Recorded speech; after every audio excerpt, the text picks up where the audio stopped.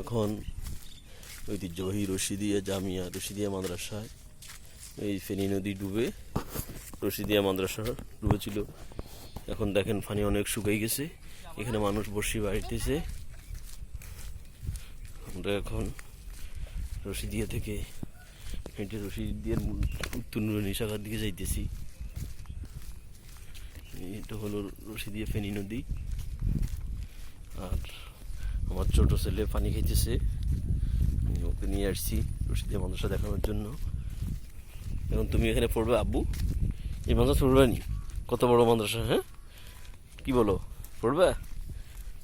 কল্লা ডুলে যেছে আমার ছেলে পড়বে রশিদিয়া মাদ্রাসায়। আপনারা দোয়া করবেন যেন ছেলেটা রশিদিয়া মাদ্রাসায় পড়ে। আর এটা হলো আমাদের ঐতিহ্যবাহী মঞ্জুরুল হক কোম্পানির মাদ্রাসার নুরানি বিভাগের প্রধান শিক্ষক মাওলানা নুরুল ইসলাম সাহেব।